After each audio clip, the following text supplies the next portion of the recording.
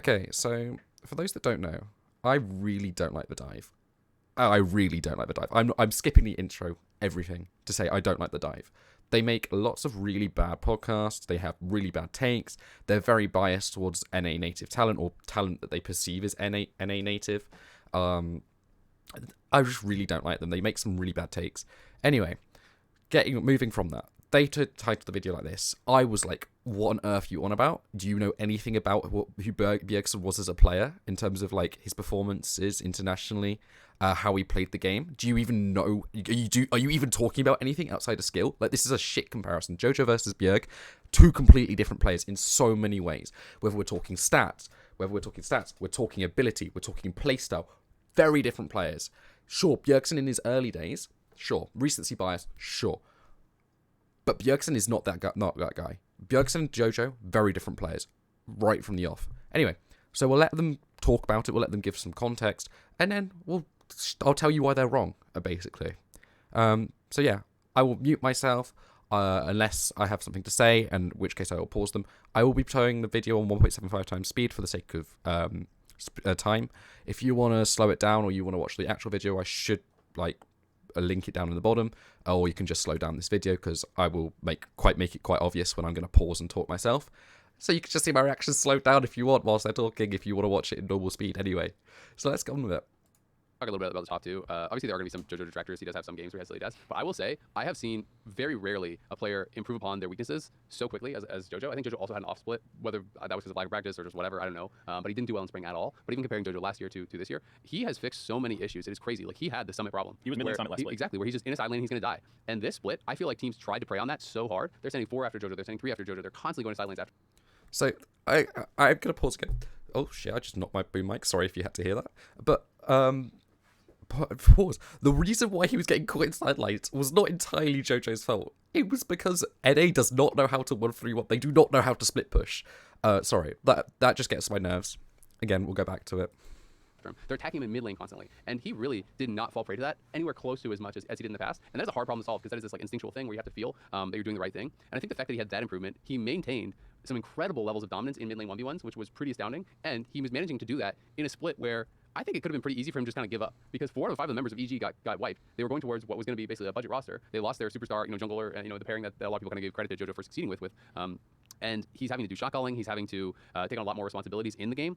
And he also, I think, was having to make up for some mistakes of his teammates in game. One of the things that I felt like he did a lot was, there was games where he could be doing pretty well in the 1v1, but he's having to drop waves to actually go bot and help them because their wave state is messed up or because they are, in a difficult situation. And I felt like he was just such a complete player this split. And I think he was by far and away the reason for EG's success. And I think it's pretty. So there are some decent points in that point there, where they talk about the fact that he had to cover for teammates, the fact that it was a budget roster, the fact that he was coming down and roaming and helping his teammates. But the thing about being ganked in mid, I really wanted to react to it, but I also didn't want to pause. I was in like a bit of a conundrum there, actually. But like, him getting ganked in mid is not instinctual, and I feel like that shows a complete lack of knowledge if you're going to call it instinctual, because when you're playing in mid lane, when you're looking for the jungler, when the jungler's trying to look for a gank or the support's trying to look for a gank, there are some really obvious signs if you have even remotely decent vision control. Yeah, vision control isn't everything. You listen to people like LS talking about the 2 control wards, and they are completely correct. You do not need 2 control wards. What on earth are you doing? As a player, as an individual player, you don't need 2 control wards. But, and this is a big but, if you have even vaguely decent vision control, you can position yourself in lane where it's hard to get ganked when you don't know where the enemy jungler is. You can predict roughly where the jungler is going to be. You can predict whether the support's going to come up because he's not showing in lane, but the ADC is. Or there's going to be a Rift Herald timer, or there's going to be other timers. Like, it's really not hard to, avoid a large portion of ganks as a mid laner, or as any laner, if you're paying attention to the minimap. It's not instinctual. It's about paying attention to the minimap, communicating with your team, working around where the jungler might be, where the jungler could be, where the enemy jungler should be. If the enemy jungler does something crazy, like they skip a camp, or they roam in a weird way somehow, or they split the map, and then it's harder to predict because it's a bit less common. You don't really face split maps as often as you do the normal style of jungling. That's why we have a name for the split maps. We don't have one for standard jungle matchups. So, or standard pathing, I guess. So, that's when it's more acceptable to die to a gank, and it's that's more instinctual.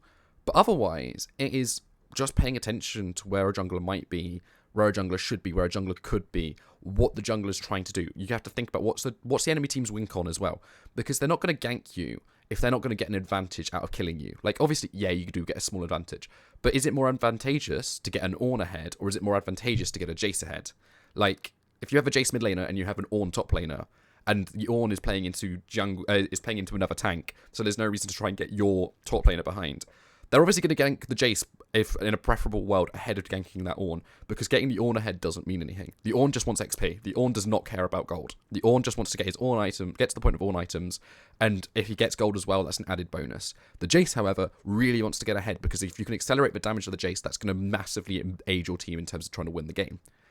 And that's like, it's things like that. Anyway, I'm rambling. I don't want to make this too long, because I've got another video coming out today with the LLA live view, and my football channel is releasing a video as well today. So let's go back onto it. Damn impressive that, amidst a split that I think had a lot of turmoil for the org with all these changes, he had by far his best split ever. He made incredible improvements. He maintained a lot of his strengths, and he added a lot of new tools to his wheelhouse. I mean, with all of the teams trying to attack mid so much versus them, he still pulled off blabber gap in CS for mid laners. He was massively ahead of anybody else for CS difference with how aggressively he played these lanes, and how a lot of times too he's the main win condition for the team. And then he also has these really big games where he plays Ahri and has some. So what I find interesting about the dive is the way they do in fact use statistics. So statistics can be really useful. I don't tend to keep a lot of statistics when it comes to League of Legends, because a lot of them can be misconstrued really easily, or can be like used against someone. Having talking about CSD is really pointless. Because yeah, Jojo's getting a lot of pressure on his lane. He was camped maybe in 2 games all season that I saw. I mean, yeah, okay, I didn't technically watch all the regular season games. I didn't. I'm hold my hands up. I mean, you can't really see because my camera's too small. Wait, there we go. Hold my hands up. But I didn't see all the games. But he was rarely getting camped. And a lot of the time, Jojo, when he does die early, which they did brush over earlier, he does die early quite regularly. I mean, it's not all the time. I'm not a Jojo detractor. I do think he is probably the best mid laner in LCS right now, and probably one of the best in the West. Probably one of the few Western mid laners who can compete with the Korean and Chinese as mid laners. So, like, I'm not detracting from him. He's a very good player, but he does die early. And why does he die early? Because he's focusing on CS. Because CS is one of the things he focuses on. He is not a mid laner who does a lot of poking unless it can get him more CS. Like, that's his style. So talking about CSD isn't really that crazy. It's not really like a good metric to talk about, because it's something that he focuses on. So it's more like interesting to compare it with other seasons. Now, I don't have the stats for CSD for other seasons, because very few people actually track these stats, and I don't really watch LCS enough to bother keeping hold of them. I don't even keep hold of them for LJL. I mean, I probably should start, but I don't right now for several reasons. But CS, that would be a bit more useful comparison, because you'd be able to tell whether he's actually getting what he wants in lane. And yeah, you can say, oh, he dropped waves, so surely he'd be dropping CS. The way Jojo tends to drop waves and roam bot doesn't really tend to drop waves. He tends to poke out his opponent, catch the wave, and then roam down. So he's picking up a wave, he's denying opponent a wave because they've been poked out, and so it's not really it doesn't really work in the same way. So it's kind of debatable. It's an iffy stat. It's a bad use of stats. No context used. It's really annoying. Make all these picks for the team to be able to win. And that was even with there was that one game with a absolutely doomed level 1 where they did 5-man invade for red buffs. Predator Smite didn't get it. I think he lost flash. I can't remember. And he also lost a bunch of HP. And then he went negative 60 CS on Gory because they got super pounded that game. Yeah. So even with a game like that, his stats are still incredible as far as CSD. CSD at 10 is 10.4. Next closest is 3.7. And I think without that one. Yeah. Okay. Nice. So you've added a little bit of context. You've added the Gory game, except the Gory game aids him when there were games where he did the same to other people. It's not as severe, but still, I don't feel like you're not providing a fair representation. And then by saying, oh, his CSD is so much higher, yeah, because he's the only top mid laner in the league who focuses on CSD and who is the main carry and focus of his team. When you look at Cloud9, you've got Eminez, who is again one of the best mid laners in the league. He's not their focus. Gory's not the focus of his team. I mean, he is in terms of they both are in terms of damage, but you talk about C9, Eminez is nowhere near the focus. You've got Fudge ahead of him, you've got Blabber ahead of him, you've got Berserker ahead of him, probably even fucking Sven's ahead of him in terms of focusing, getting him ahead in the game. It's a stupid thing. Anyway, that's just what I want to say about that. It's kind of a silly comparison. especially given his style of league playing is very different. Eminez, again, who I mentioned, is the other top mid laner in my opinion. Gory is as well. But Eminez and Gory both like poking your opponents much more than actually going for CS, which is why their CSD isn't going to be as high, but their experience difference, their actual gold difference, and their damage differences are probably more equal, which is why they're leading with the CSD stat, because they want to use stats that make Jojo look better. Even if I would say Jojo is probably the best mid laner out of these three, they're using stats to manipulate it and make it sound like he's even better than he is. Anyway. One like negative 60 game or whatever, it's even like way crazier. Plus, I know we were talking about this the other day when I was hanging out at the AD waiting to cast the tiebreaker games. Mark was looking it up and I looked into this yesterday as well. He has the highest enemy JP like around him, so junglers spend the most time around him in mid lane compared to any other mid laner, and he was about middle of the pack as far as assists he actually got from his own. Okay, again, so this is another misleading stat. When we talk about enemy junglers being near him, there are two reasons why enemy jungler might be near Jojo. One, Jojo is the main focus of his team. Therefore, he's going to get more jungle presence from his own allies, which is why they're only talking about the enemy jungle. That means you need your own jungler to come around and cover. Same with supports. Also, Jojo's mainly gets his through support, so if they do talk about like his own team's jungle presence, it's kind of misleading again. It's mainly through supports because Armao is being forced to focus on other lanes, and also Armao isn't a great jungler. Sorry, I love him, but he's not an LCS caliber jungler still. And then on the other side, you've got to cover that. You've got to cover that presence. So you've got to put the jungler there. Also, even when they aren't putting presence there, for the enemy team, you've got to put your jungler there because your mid laner is getting beaten. Especially if you're not Cloud9, you're not Golden Guardians. You've got to put your... Not Golden Guardians. Is Gory a Golden Guardians? Why can I not remember who Gory plays for? Oh my god. Yeah, you can see my stats where my pages and where they're going soon. I don't know why my page always takes me straight to Overwatch. I guess it's because I used to be Overwatch League fan. Okay, he's on Golden Guardians. So Golden Guardians, okay, Gory is not going to get the presence from River because River's got to cover Licorice and Stixay. Stixay is shit. I'm sorry, Stixay is shit.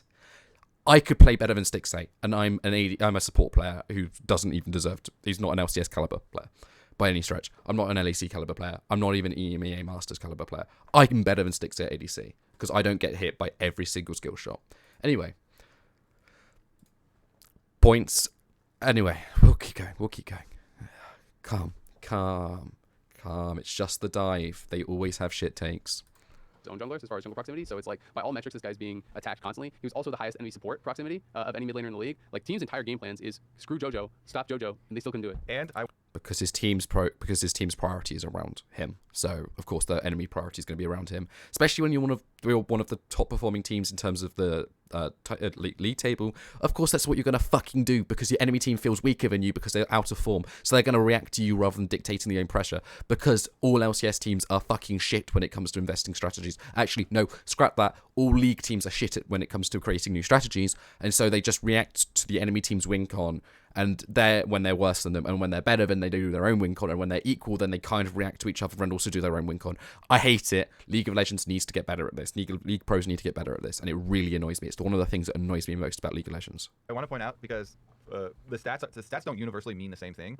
When he has jungle proximity for Jojo, a lot of the times is him going to his jungler to help his jungler for an invade on like. This isn't true. Okay. I'm using anecdotes. He's using anecdotes here, but Jojo. When Jojo goes with his jungler down to bot lane, or when the jungler comes to Jojo in the mid lane, that doesn't mean it's not Jojo getting support. Okay, so it isn't not true. He does a lot. Well, I couldn't tell you the stat, whether it's 50-50 or whatever, because I don't have those stats. No one has those stats because we don't record those stats. We just talk about jungle proximity. But even then, if he's going down with the jungler to gank, right? Let's say he's going down with the jungler. That means the enemy jungler is going to be in proximity to him as well to cover off the fucking gank, you dipshit, okay? It's really not that hard to understand. Stop misleading your audience because you are seen as a leading voice of the LCS for casual fans. So instead, talk about what's actually accurate. Stop misleading people with dumb facts and stats that you're manipulating to give off your own point. It really annoys me when people do this, which is why I don't really use stats because I'm aware of manipulating them myself. Anyway. Red buff or something like that, right? So it's it's definitely not just a one-way street. No. And I think the fact that you saw they had the mid-season slump, they brought in Shaden, they 3-0 with Shaden too. It's like I know Armeo, I feel bad for him getting subbed out, and that's a whole other conversation to have. But like at least shows like Jojo can function regardless of like kind of what's going on around him when he's playing really well. And I think not to get too far into the MVP conversation. That's why he's in this MVP conversation, because like I can't imagine EG with almost any other mid laner in the league, and even Gory.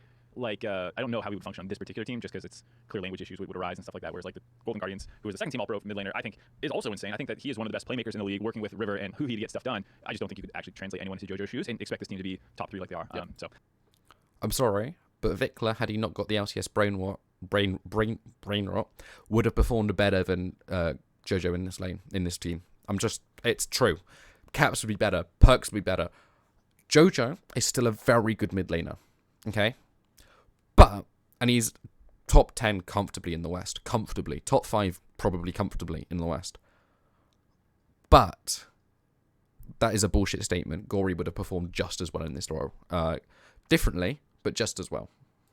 yeah, I'm definitely in there. I really like Gory for what it's worth. I think he's super good. And I think they have the best mid jungle in the league. Yeah, there was a this or that, I think, which was a really good one. Whoever cooked that one up. There is no way that Golden Guardians have the best mid jungle in the league. Okay? And, okay. So I'm thinking about this in a slightly different way. The reason why Golden Guardians, in my opinion, do not have the best mid jungle in the league is because they're compromised. In terms of actual innate ability between the two players, they comfortably have the best mid jungle in the league. Gory and River, best 2 players in the league. But, I'm sorry, they can't do anything because Styx A is shit and Licorice is not good either. Huhi, good. Huhi's a really good support if you just want a support that sort of does what is needed. He doesn't necessarily do it the best. He doesn't necessarily see things the best, but he does what's needed, and that's what I really like about Huhi. But I'm sorry, it's the best mid jungler in terms of like ability, but like they're not going to be as effective as a mid jungle as Eminez and Blabber, because Eminez and Blabber are surrounded by better players, and so that's the point. Anyway, let's continue.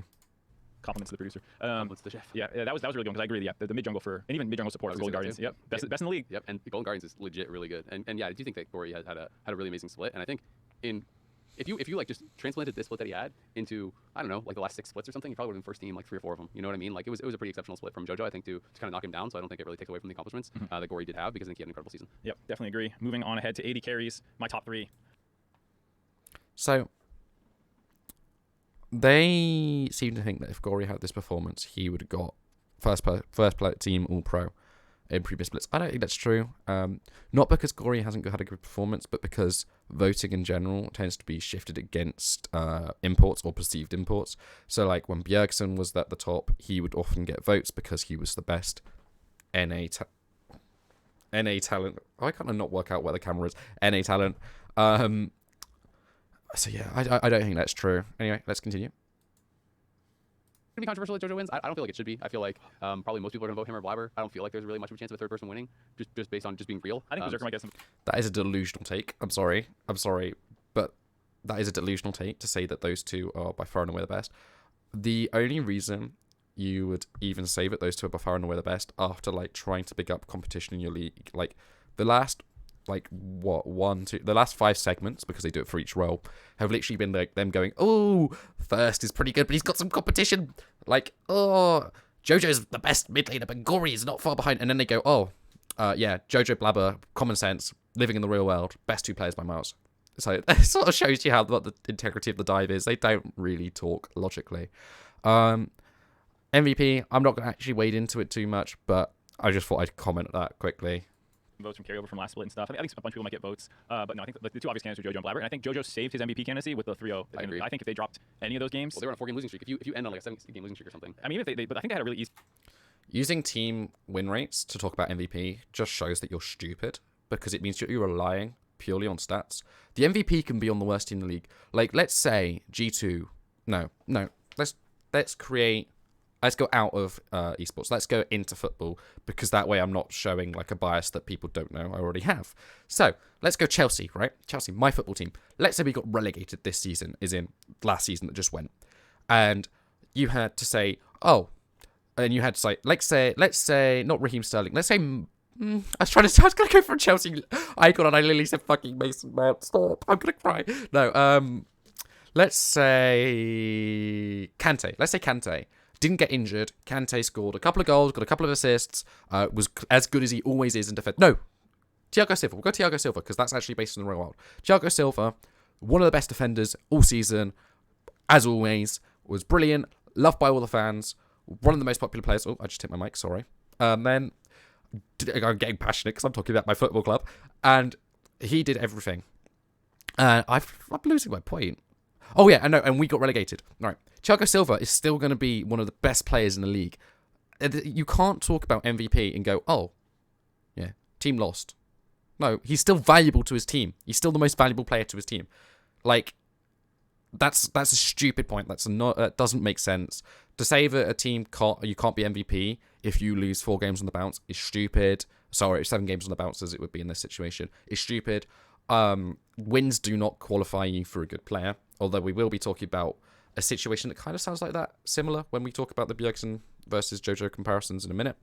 But yeah, stupid. DC strength of schedule too, if I'm not mistaken, for the final 3 games. It was Immortals, TL, and TSM. So it's like, okay, I'm teasing joking. The other teams are supposed to be worse than you, and if you start dropping those games, even if you end above them in the standings and you beat Immortals and lose to these teams or either one of them, I feel like, I don't know, the 3-0 finish solidified it for me. It wasn't just a flash in the pan, really hot first round robin out of him. Is legitimately, I think, the best performing player in the league. I think he's the best performing player in the league, and especially when you consider, you say with MVP you have to consider all the other things going on. When you consider the fact that he is their shot caller, that he is stepping up and being a leader in game, that he is fixing a lot of the problems, gameplay issues. If bot lane is making mistakes and whatnot, he's fixing those for them. He's taking the most pressure. He's on a team that really has no stars except him, and he's still performing the best. I think when you combine all that, it's actually insane. And I'm really I don't want to be hyperbolic, so I'll just pose it as a question. Do you when is the last time you think we had this level of kind of meteoric rise from an NA player? Oh boy. I mean, the first thing that comes to mind is Bjergsen. He's not an A player. Yeah. Original Bjergsen, right? Yeah. Because the because the rises of players. I don't feel like there's been another one that has had the ascent has been that much. You think about the other greats, right? Like Double Lift or something like that. Double Lift for a long because he was on CLG for so long and then didn't win, and so then it makes it feel different because he was. Okay, so here you're just showing illiteracy in terms of viewing players, showing that you don't know what you're talking about. Double Lift was good from the start. Double Lift, when he went to play in that relegation series for TL, was already one of the best ADCs in the world. Bjergsen came over as one of the best mid laners in the West, I guess you could say. Well, not... He came over as one of the better mid laners, okay? We're not going to say best, we're going to say better. So, no, you're talking utter shit. You don't know what you're talking about. And they just sort of show it. Anyway, we'll let them keep going. Yeah, Jojo came in year 1, was already really good. Won Rookie of the Year, right? In his first year. You're just disappointing your own point. You're disproving your own point. Jojo was good in Season 1, his first season. Yes, therefore, he's not had a meteoric rise since then. Okay. Even before he came into the LCS as well. Before he came into the LCS, people who were watching LCS Academy were saying he's going to be a future star. He's one of the top players in LCS Academy. He's going to be a good player. Peter Dunn scouted him. If you know anything about League of Legends, you know that Peter Dunn knows what the fuck he's talking about when it comes to scouting new players. I mean, okay, he hasn't necessarily worked very well at Team Heretics, but at EG, Mad Lions, he's had so much success. He's been so good at cultivating young talent, and you think that he was going to be wrong about this one. I'm sorry, you just don't know what you're talking about. Also, Danny is more of a meteoric rise than Jojo because Jojo had been in Academy for longer, and people had known about him for longer, whereas Danny was a bit more of an unknown. So actually, you're talking shit, and you're forgetting about players that came before, or, well, didn't came before, but came at the same time, but have disappeared because of the shitty org things that EG keep doing and keep getting accused of doing. So yeah, fuck you.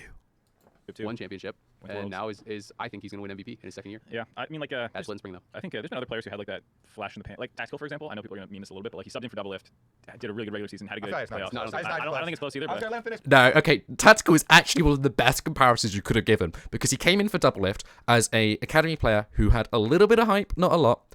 And he was very, very good. They are falling for the recency bias here because Tactical was so good when he came in. Tactical second year, he went to Team Liquid, right? And he was meant to step up. He was meant to come along with Core JJ and be one of the best players in NA. This video has gone way on longer than I was expecting it to, but he was meant to come in and be one of the best players in NA, and he just slumped. Okay, but he was honestly arguably better than Jojo.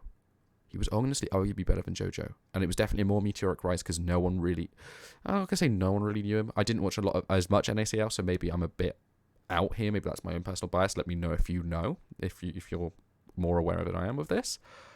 But that's deluded. I'm sorry. Saying Tactical isn't the same. It's deluded. He was so good when he came in. And to say otherwise is stupid. No. All right. He's nowhere close to being. Well, you asked the question. Next time I just won't answer because there's not a good answer. Here we go. We're going to move on ahead now. No. We got 60 minutes. We got to do the job. We got to talk about Okay. So that's all they're going to talk about in terms of that.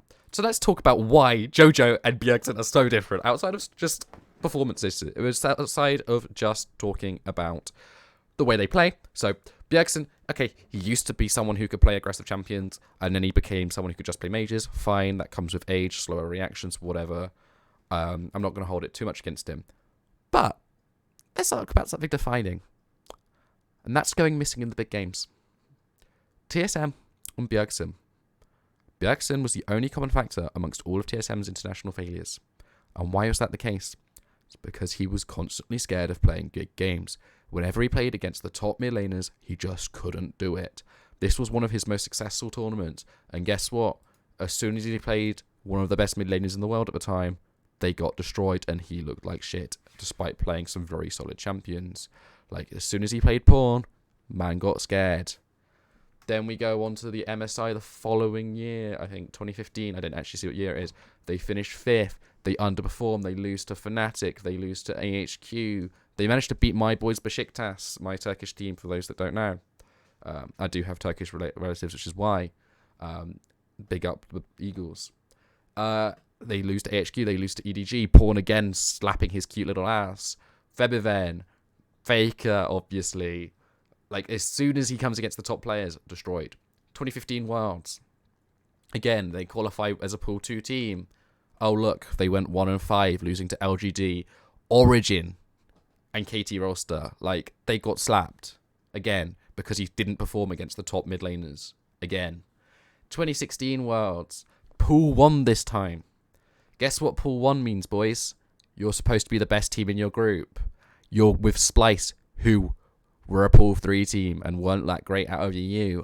You've got RNG and Samsung Galaxy.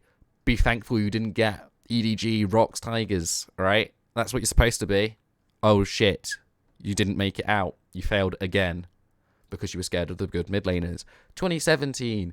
Oh, good performance. You made 5th. Oh, except it's MSI. So you had to come in for the playing because you were so shit last time.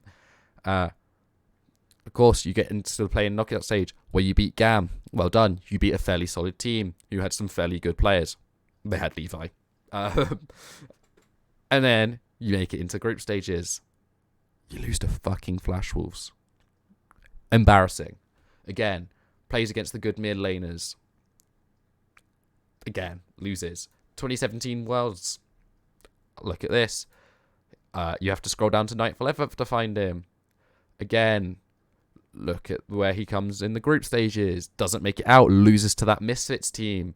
That Misfits team who, by the way, no one expected anything of. Brilliant.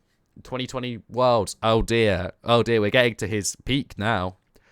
Peak performance from TSM. Pool 1 team again. And they let Speaker be the best performer at this tournament because, you know, why expect anything from your vets? Why expect anything from your veterans when you're in a very, very weak and winnable team? I mean, actually, to be fair, TSM are what makes this group winnable. Like, LGD were good. I mean, they underperformed in play-ins, but they were good. Fnatic, they were shit. Gen.G, they were one of the weakest teams coming out of Korea. I mean, G2 literally proved that almost immediately afterwards. Like, pretty embarrassing when you want to think about it. And then let's compare that with our boy Jojo. Jojo is not scared of the big talent. He proved that as soon as he came into NA. Yeah, okay, he got absolutely fisted by G2 in this round. Do you know what, though? Let's compare these two teams, all right? You got Yankos and Caps, two very good players. You got Broken Blade, a very good top laner. You got Flackid, a very good ADC. And you got Targamas, a very good support. On his team, you got him and Danny, very inexperienced. You got Inspired, who hadn't had a lot of international experience at that point. Vulcan, again, hadn't had a lot of good international experience at that point. So it's not that bad. I don't blame them for losing against a G2 team that was very, very good. Then they get into the Rumble stage. And guess what? They beat the teams they're supposed to. Something Bjergsen has failed to do for his entire fucking career. Sorry, my mic keeps speaking because I'm angry. I'm probably scaring my dog away, to be honest. So I'll have to go and apologise and make up to her later. But yeah, they do what they're supposed to do. Yeah, they get battered by RNG, but like this wasn't a year where the West was competitive. Fine. 2022 Worlds. Oh, let's look at what they do here. Again, not a group stage team, so on a worse team within the region. Bjergsen was very rarely not on one of the top teams in the region. Not a great team because carries had to come in for Danny. get out of their playing groups. They do pretty well. They beat all the teams they're supposed to. Yeah, okay, they struggle against Fnatic, but then they come into play in round 2, and guess what? They slap the European 4th seed. Exactly what they're supposed to do. They throw them, in fact, more than they're supposed to do. Brilliant. Then they come into Group B. That's a fucking terrible group. They've got JDG, one of the best teams out of China. They've got Damwon Gaming, one of the best teams out of Korea. They've got G2, one of the best Western teams. And guess what? A team that's beaten them 4 times already this year in MSI. Team that they couldn't get a single game against. Sure, they probably shouldn't have got the game here because G2 and they were already out and it was a bit shit. But guess what? They did pretty well for a playing team against all these 3 teams. So yeah, there's no comparison to be made between the two. Fuck the dive. The dive talks shit permanently.